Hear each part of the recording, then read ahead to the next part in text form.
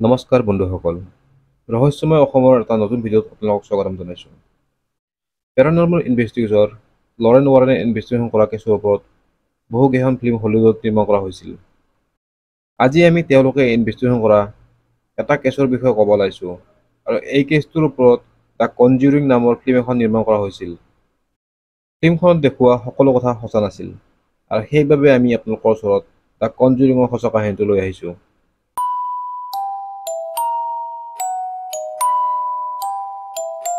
The কনজিউৰিঙৰ কাহিনীৰ আৰম্ভণি 1970 চনত হয়। তেতিয়া ঠাণ্ডা দিন আছিল, যেতিয়া ৰজাৰ নামৰ ব্যক্তি এজনে তেওঁৰ পত্নী কেৰলিনৰ সৈতে এটা নতুন ঘৰলৈ থাকিব আহে, আৰু তেওঁৰ লগত তেওঁৰ 5জনী ছোৱালীও আছিল। তেওঁলোকে এই নতুন ঘৰটো বহুত কম দামত পাইছিল, আৰু সেইবাবে তেওঁলোকে ঘৰটো কিনি লয়। তেওঁলোকৰ নতুন ঘৰটো আগৰ ঘৰতকৈ বহুত ডাঙৰ আছিল, আৰু কম দামত পোৱাৰ বাবে তেওঁলোকে সুখীও হৈছিল।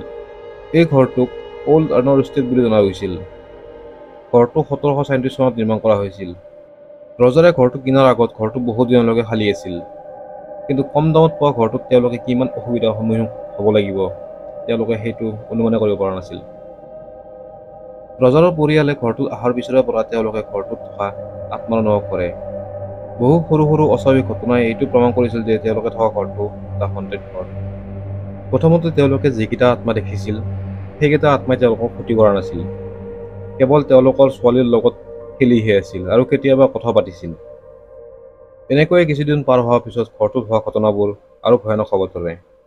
ৰাতি ঘৰটোৰ পৰা আচৰিত শব্দ আহিব ধৰা হ'ল, আৰু লগতে কিছুমান অস্বাভাৱিক ঘটনা হ'ব ধৰে, যেনে বেৰত লগাই থোৱা ফটো নিজে নিজে পৰি যোৱা, বা আন বস্তুবোৰ নিজৰ জেগাত নাথাকি বেলেগ ঠাইত যোৱা, আৰু লগতে ঘৰৰ বস্তুবোৰ নিজে নিজে বতাহত উৰি যোৱা।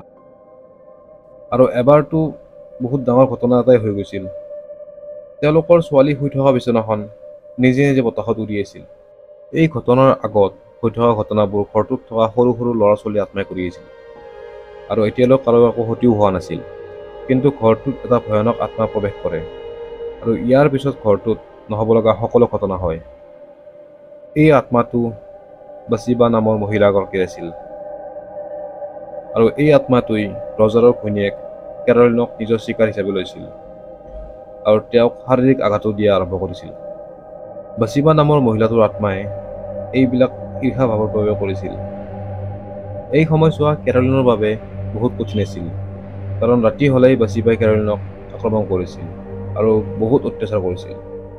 আৰু এদিন বাচিবাই কেৰলিনৰ গাৰ ওপৰত উঠি চিঞৰি চিঞৰি কেৰলিনক ঘৰটো এৰি যাব কৈছিল, আৰু বাচিবাক মুখৰ সন্মুখত দেখি কেৰলিনক বহুত ভয় খাইছিল। পৰিয়ালটোৱে কোৱা অনুসৰি বাচিবা দেখাত বহুত ভয়ানক আছিল। তাইৰ ডিঙিটো বাওঁফালে ফালি থকা আছিল, যেন কোনোবাই তাইৰ ডিঙিটো ভাঙি থৈছিল। কেৰলিনে কোৱা অনুসৰি প্ৰথমতে বাচিবাই কেৰলিনক বেজীৰ দৰে চোকা বস্তুৰে সানি আঘাত দিছিল, কিন্তু লাহে লাহে আঘাত দিয়া বন্ধ কৰি বাচিবাই কেৰলিনৰ দেহত প্ৰৱেশ কৰাৰ চেষ্টা কৰিছিল, আৰু লাহে লাহে প্ৰায় সফলো হৈছিল। বাচিবা জীয়াই থকা সময়ত তেওঁ স্বামী আৰু ল'ৰাৰ সৈতে এই ঘৰটোতে থাকিছিল।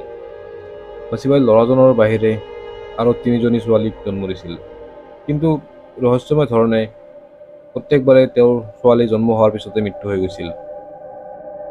এবাৰ পুলিচে আহি ইনভেষ্টিগেশ্যন কৰি পাইছিল বেজীৰ দৰে চোকা বস্তুৰে মূৰত সানি তেওঁৰ ছোৱালীক হত্যা কৰা হৈছিল, কিন্তু বাচিবাই মৰা বুলি একো প্ৰমাণ নাপাই পুলিচেও এই কেছটো এৰিব লগা হৈছিল। এইবিলাক ঘটনা দেখি ওচৰৰ মানুহে বাচিবাক ডায়ান বুলি কৈছিল, যিয়ে চয়তানক সন্তুষ্ট কৰিবৰ বাবে নিজৰ কেঁচুৱা কন্যা সন্তানক বলি দিছিল। 1885 চনত এই ঘৰটোতে বাচিবাৰ মৃত্যু হয়।